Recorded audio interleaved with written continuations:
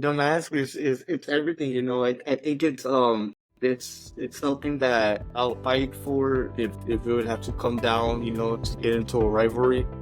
And it just means a lot, you know, for like, and every time I see a mask, I'm always just like for one of my masks, I was like, damn, I've always wanted when I was a kid, I'll always be outside wanting to buy masks, and now I have my own masks, and kids are gonna be wanting to buy these, you know. I feel like this mask, I want my mask to be like ghosts, like maybe máscaras, blue demon. I want the whole world to recognize this mask one day. So, on our new series on the PGTK podcast, we're going to talk about the gear that a lot of these wrestlers have. And part of it is the action, part of it is the athleticism of being in the ring. But the gear is very, very much important. And what better way to have talking about the gear that these wrestlers have? We have Epydemius Jr. on the program. We've had him for a second time.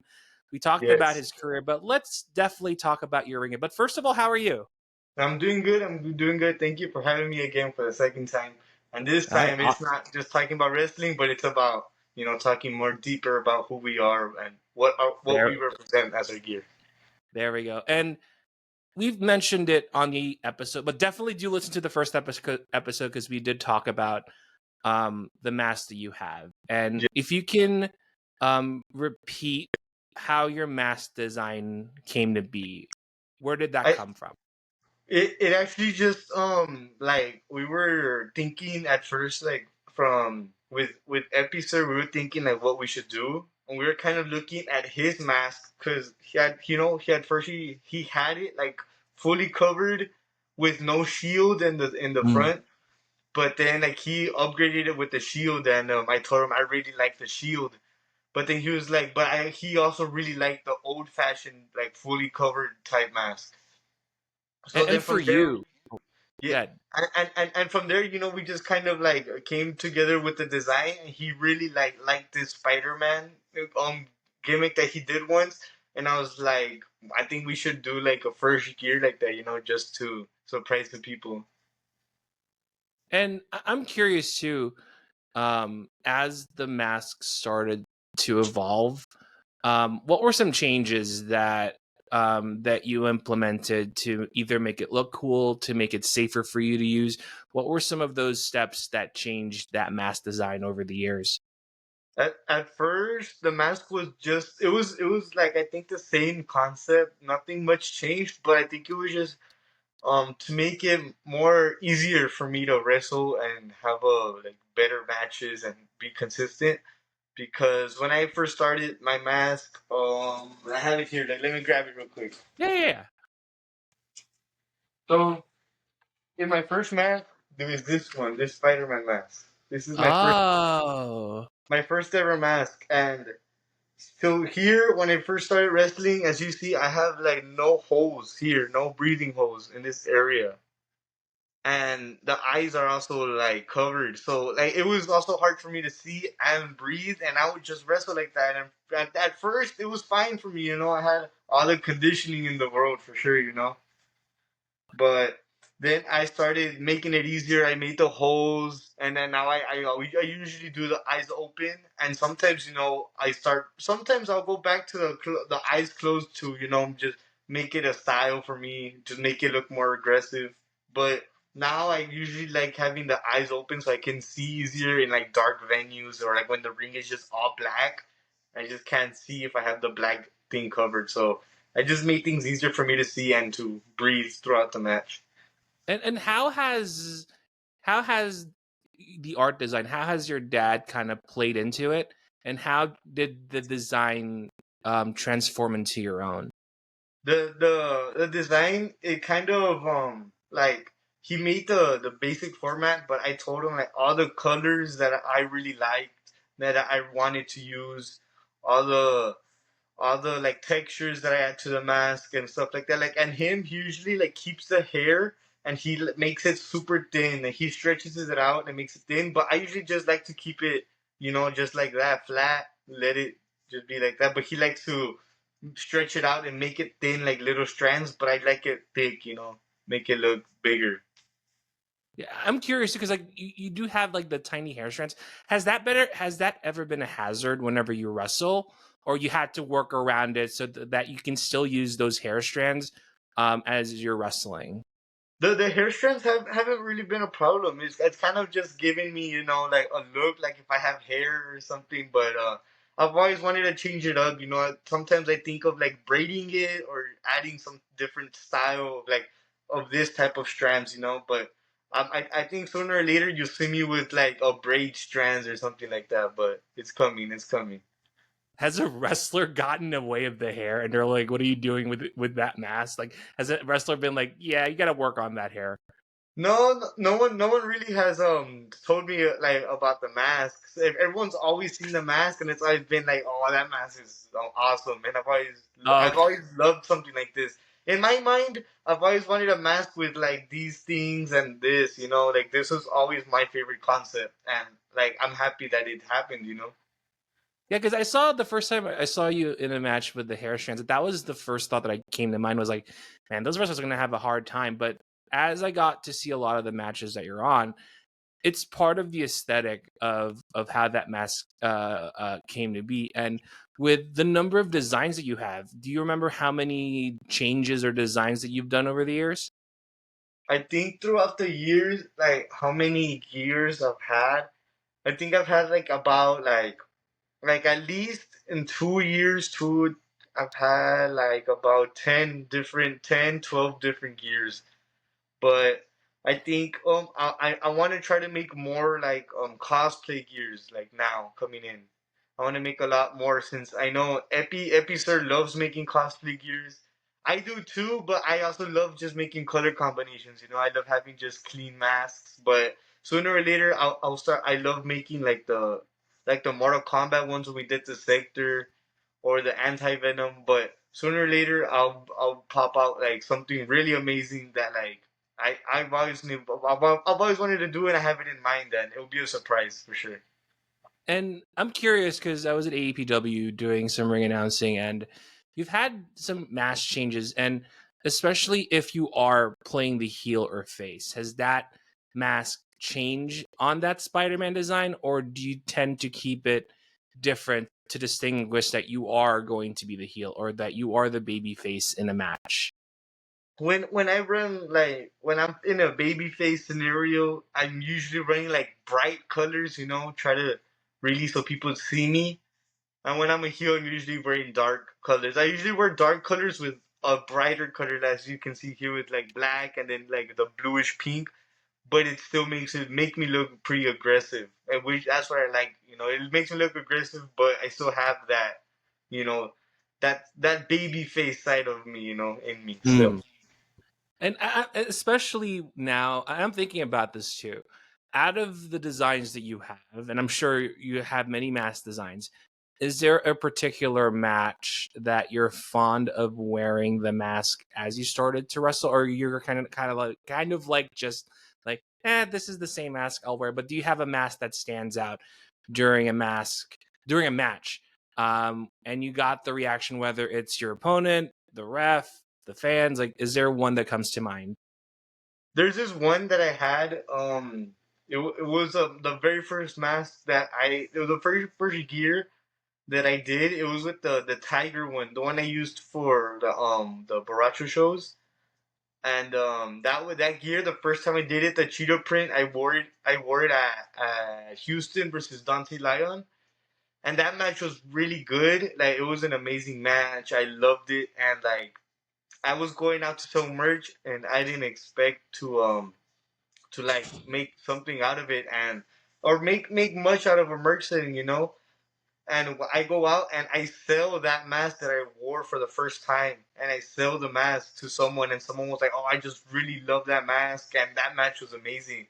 So like that match and that mask is like always I've always have it in mind because it always like gives me hope, things because it's always like you come in with out thinking nothing and something always comes good. So it's like always have that in mind. So that mask is really important to me, and I told Dante as well, like, "Hey, bro, like."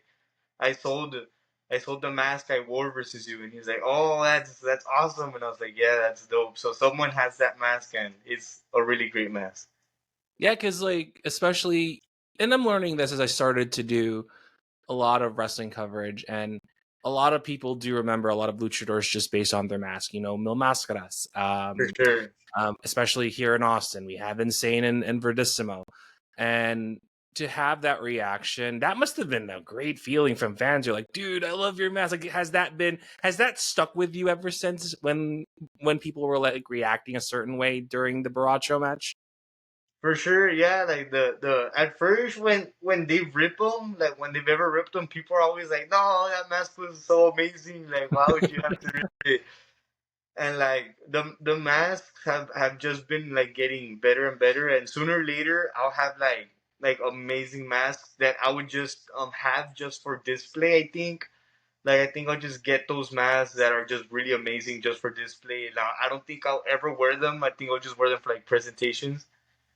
Yeah, and it's interesting that I was at Apocalypto at the time of this recording. This was a couple of weeks ago, and you were in a hardcore match with Dimitri and with Insane and with Arrow Jr. Now there was a moment in the match where your mask did get ripped off.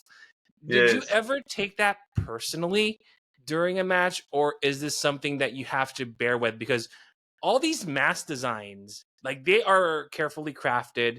You put Yes. your heart and soul into it. In this match, when that mask got ruined, did you ever take it personally, or you're like, it's just part of the match, just keep going with it?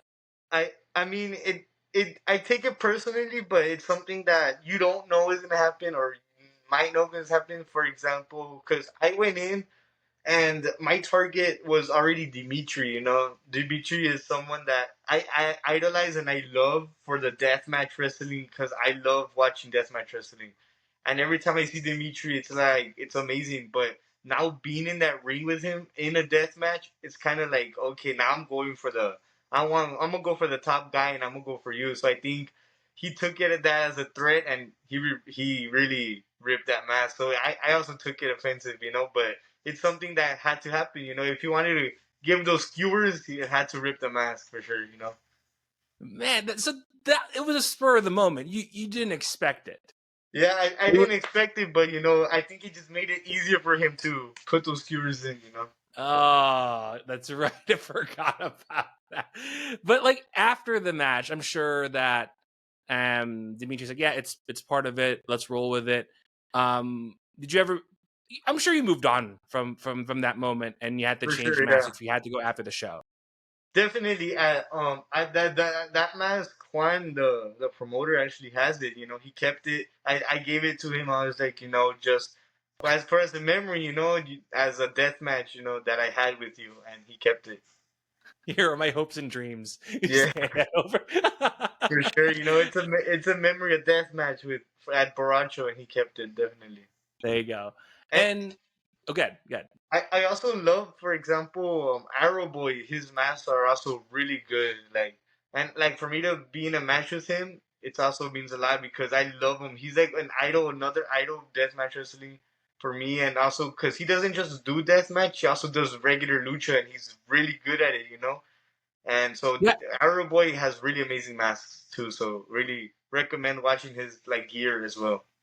yeah. I'm curious too. Like when you take other inspirations from other luchadors, um, how do you manage to really put a spin on their design? Now, of course, it's different if it's blatantly taken off, which I'm sure you're Yeah, not. I'm sure you have your sure. own designs, but to have inspiration from other wrestlers, how did you take their designs and make them your own? There's like some designs or like color schemes that you take from others and you kind of just make it into your own or like change the different materials that add to the mask. But I usually just grab color schemes from other masks that I like and I'm like, oh, that those colors are just really good and I add them to mine.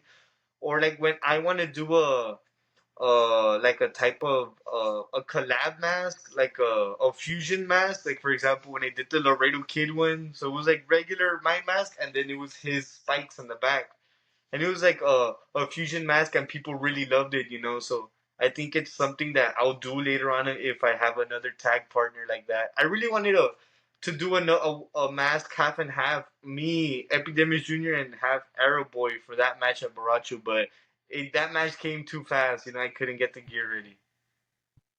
Yeah, and going back, we're going to talk about your match 2 with Houston Hendricks, and to have multiple masks, because I think that was Shimbashi, that was Danny Orion. I forgot who the third Yeah, person was. What was it like seeing the mask on someone else? Now, is that an exciting thing, or what were your thoughts when you talked to Danny and Shimbashi? Like, hey, I want to have these masks and be in the posse when that happened. it's weird seeing them in masks, because it's not you, but at the same time, it's awesome because it gives other people that inspiration that like, hey, I could wear his masks. But also like it gives me like that excitement because they also like want to wear it and they're like, hey, I'm happy to have this mask on me, so it gives me also a good vibe. So you're kind of you're basically like it's a badge of honor because it's someone else wearing that mask For for sure, you for that particular match. definitely. Yeah, um and we're not going to talk about the mask. I'm sure every wrestler does have and I want to ask this. I should have talked about this in the last episode. Um your wrestling gear has the H1N1. Yes. Where did that come from? Well, okay, so those like the H1N1 just came like really random, but like our gimmick, our persona is like a pandemic, the epidemic pandemic, and the first ever tights that I had were just like a Spider-Man, like Spider-Man tights, and then I grabbed other tights like for other gears, and it was just like a Mortal Kombat tights, and then I grabbed another gear, and it was just like white simple tights, and I was just like, Wow. I was just like, I want to find some tights that I'll have, but with different colors, but it's the same style. And this luchador from Laredo, he comes up to me and he's like, "Hey, Epi sir gave me these tights a long time ago, bro, before like you even started wrestling." And I was like, "What?" And he was like, "Yeah, he gave me these and he didn't like them. Like they were for him, but he didn't like them." And I was just like, "What?" And he shows them to me, and it's the ones that I wear today, like the same logos, same everything, H1N1. And I was like, I really, really like those tights. Like those tights are nice, and I like the H1N1 because it gives like people think about H1N1 and they're like, oh, it's a pandemic, it's a virus. And I'm like, I think that's what triggers what we are when people see it. Ah. So I was like, okay, I'll like those. I like those tights. So I just started wearing them, and then I just started grabbing different colors of the same tights. That's so it was a hand me down. That Yeah, was basically a hand me down. They were it like, was "Geez, that's." It was a hand me down, but I love the colors, the scheme it was, and I was like, I think I'll just stick to this, and then I just added different colors and stuff, and like it just became a really nice gear. Yeah, and I was thinking about this too, and especially with every wrestler that has their gear, and for you at least, for your gear, what does that signify to not only your wrestling style but also how to present yourself to the fans who may not have seen you multiple times? For sure. Like I always think of like this. This is always my idea. So like when every time I debut somewhere or make my first presentation somewhere, I never like wearing like a cosplay gear, like a Spider-Man or a Sub-Zero or whatever gear. Because if you go in like that, they're gonna think Spider Man, Sub Zero. Oh, that's Spider Man, that's Sub Zero. But they're not gonna think of, oh, that's that's Epydemius Jr. So I always like to go in as like a regular mask, a regular beautiful mask, and who I am, and I like to always represent something of who I am, so people know like what I'm trying to represent and who I am. So they see me and they know exactly what I'm trying to tell them who I am. Yeah, and one thing that I noticed in some matches that you have, where did the jacket come from? The jacket, it was a very inspired from Will Ospreay and like Japanese wrestling, because I also love Japanese wrestling, and like the way everyone has a good really beautiful presentation. I just wanted something like that as well, and I just got the some ideas from like Will Osprey, and I just told my gear maker like, hey, can you make an idea of like these jackets, but make it into my style? And he didn't respond at all. And he just told me, okay, give me like a month or so. And I was just like, oh, okay. He waits a month later and he just sends me the pictures, and it was just the jacket, and I was just like mind blown. Like that jacket was amazing, and like now I obviously want to get a lot more jackets just to have a variety of them. Yeah, I'm curious having your ring maker, your gear maker, do some of your attire. Like, what was it like? And tell us through the process and how working with a gear maker is when it comes to your gear. When it comes to my gear, it usually just comes down to like the ideas that I want. Like it with my gear maker, he's really like straightforward. If you just send him like some pictures like of what you have an idea, and he'll make it. But he's really like has those nice details of what you really specifically want on your gear. And I think when it comes to getting my new jacket, it'll be like the same style of this one, but just different, exactly different colors, but adjusted a bit to mine to where, I think I'll keep it like that. Cause right now it's amazing, the jacket. I love it, but I think it needs those small details in my perspective of my scene, and I think I'll keep it like that, and I think that'll be a really great jacket. And that's how it comes to like me thinking of my gear to my gear maker. I think it's just mind to mind. Yeah, and has there ever been? Let's say the first draft came in, and you have your input. Does your ring maker have any say as well along with your designs, or it's basically just putting your feedback, and then that's the final product? Well, he usually receives everything, and he kind of just draws it out sometimes, draws it out, or instantly he just tells me, "Oh no, switch this, switch that. Like I think this will be better." Or he kind of just sometimes it doesn't get me mad, but it just surprises me because sometimes I tell him what I want and he does something completely different, and Okay. it's just 10 times better. And I'm like, oh, okay, like I think that's better, and I kind of just like that, with the gear maker type. He just surprises me sometimes, or sometimes he just makes what I want, and it's like better. He just has good ideas for what I give him. Yeah, and what are some feedback that you would give to your gear? Again, we'll mention him later down in the episode, and we'll give him a shout out on the episode. Like, For what were sure. some suggestions that you would give to them when the first draft kind of comes to be? Especially, we'll talk about the jacket in particular because that had gotten through so many designs. Yes, for sure. But like when it came to like some gears at first, it's usually like I tell him we usually struggle on trying to find like the materials for the gears. Like what type of like color, like color material, like you want it shiny, or do you want like scales, or like different type of materials but with one color. So there's like a million materials for like one color, and that's what we usually like struggle with like trying to make one gear, make it look like really amazing with that material.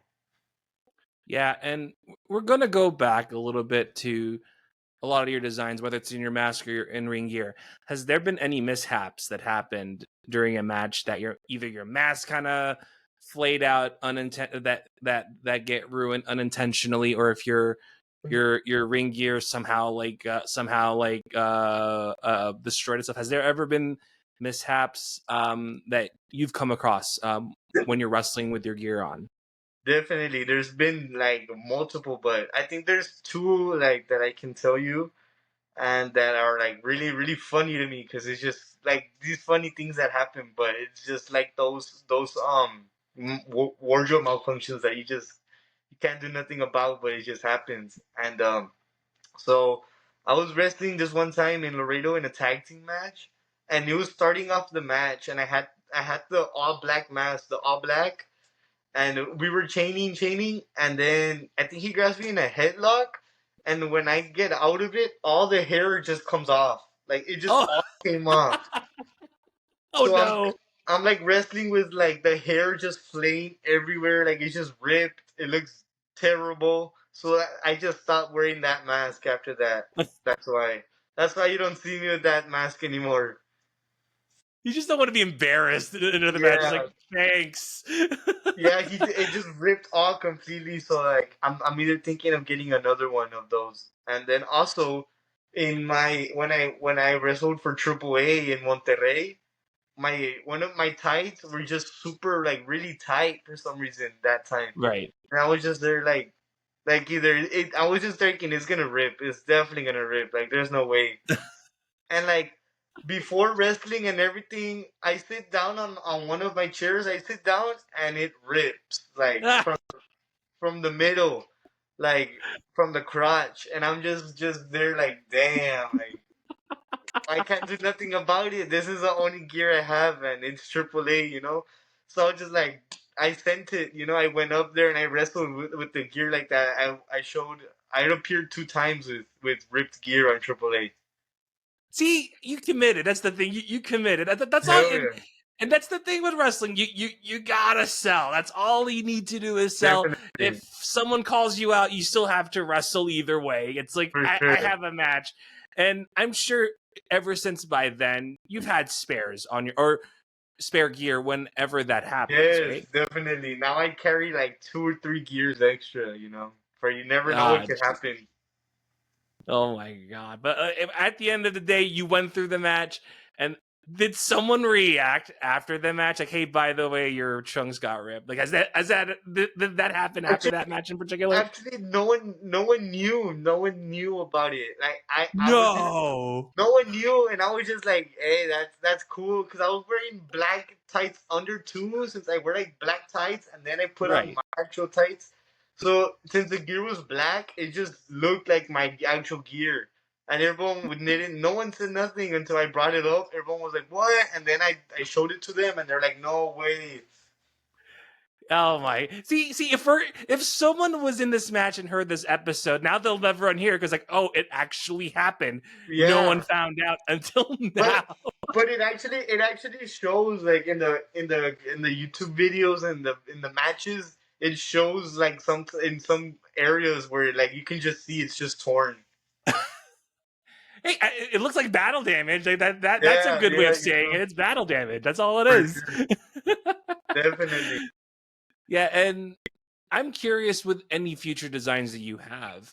Now that you've done your fair share of designs over the years, now that you've had all of these designs, like in the future, um, how do you apply all of these designs to making a new mask? If it comes to that, about designing a new mask in the future.